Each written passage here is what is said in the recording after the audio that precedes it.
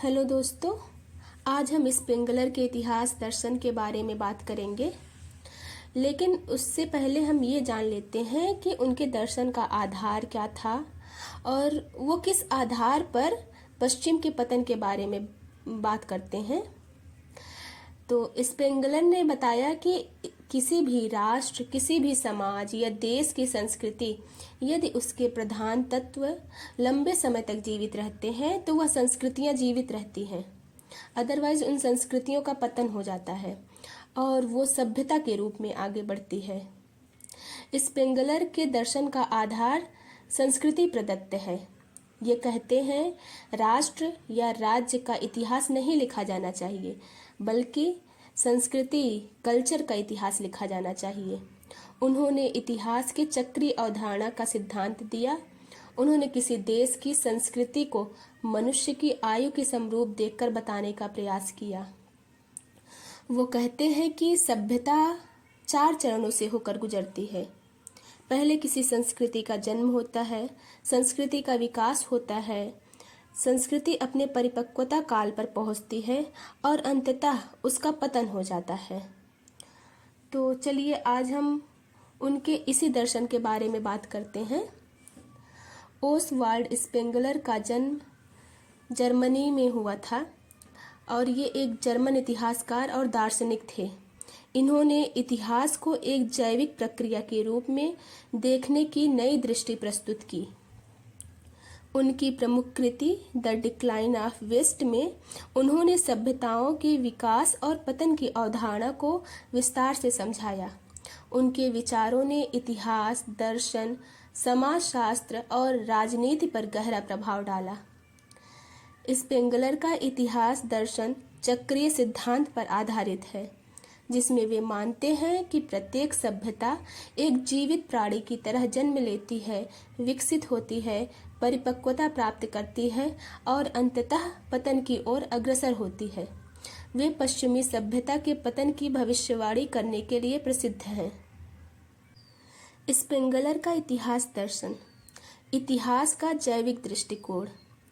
Spengler ने इतिहास को जैविक दृष्टिकोण से देखा। उनका मानना था कि जैसे एक जीव जन्म लेता है, बढ़ता है, परिपक्व होता है और फिर मर जाता है, उसी तरह सभ्यताएं भी एक निश्चित चक्र में चलती हैं। वे इतिहास को केवल घटनाओं की श्रृंखला के रूप में नहीं, बल्कि एक जीवंत प्रक्रिया के रूप में देखते थे। सभ्यताओं का चक्रीय सिद्धांत। स्पेंगलर ने इतिहास को एक रैखिक प्रक्रिया के रूप में देखने की बजाय उसे चक्रीय रूप में देखा। उनके अनुसार प्रत्येक सभ्यता मुख्य 4 चरणों से गुजरती है। पहले किसी संस्कृति का जन्म होता है। यह वह अवस्था है जब एक समाज में नई सांस्कृतिक चेतना विकसित होती है।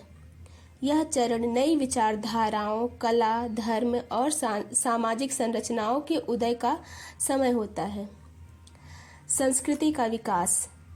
इस चरण में सभ्यता अपनी चरम ऊंचाई पर पहुंचती है।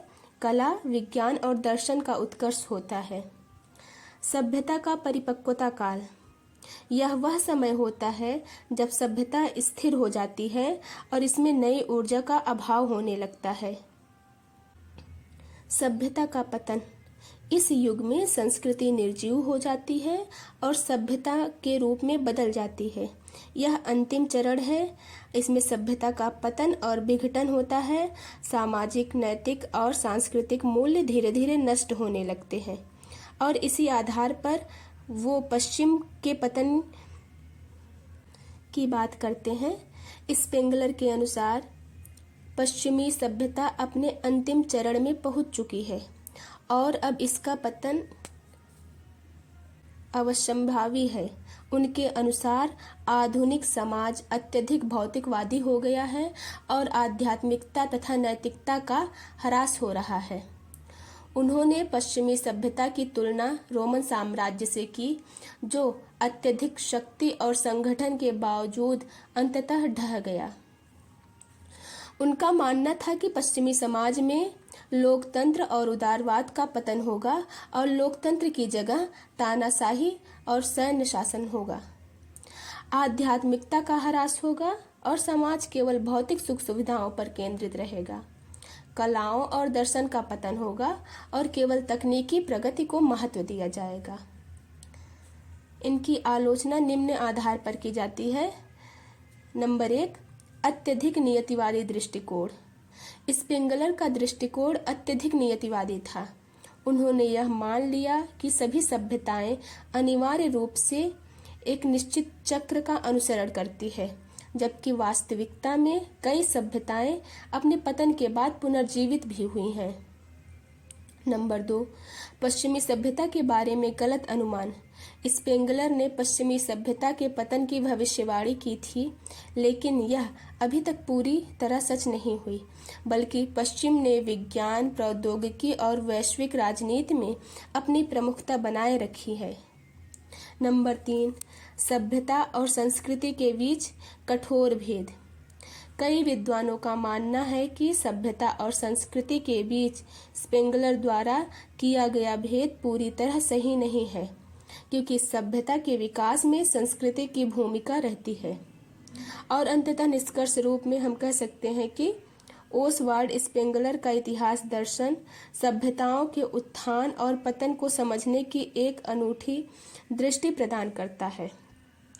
उनका चक्रीय इतिहास दृष्टिकोण यह बताता है कि प्रत्येक सभ्यता का एक निश्चित जीवन चक्र होता है, जो उसे जन्म से पतन तक ले जाता है। हालांकि उनके विचारों की आलोचना भी की गई है, किंतु क्योंकि वे अत्यधिक नियतिवादी थे और उन्होंने यह मान लिया था कि इतिहास का एक पूर्व निर्धारित दिशा में ही चलता रहता है, फिर भी उनका कार्य आज भी ऐतिहासिक और दार्शनिक अध्ययन में महत्वपूर्ण माना जाता है। स्पेंगलर के विचार हमें यह सोचने पर मजबूर करते हैं कि क्या हमारी आधुनिक सभ्यता भी उसी चक्र से गुजर रही है, और यदि हाँ, तो क्या हम इसके पतन को रोक सकते हैं। उनका इतिहास दर्शन हमें सभ्यताओं के दीर्घकालिक चक्रों को समझने और उनसे सीखने का अवसर प्रदान करता है।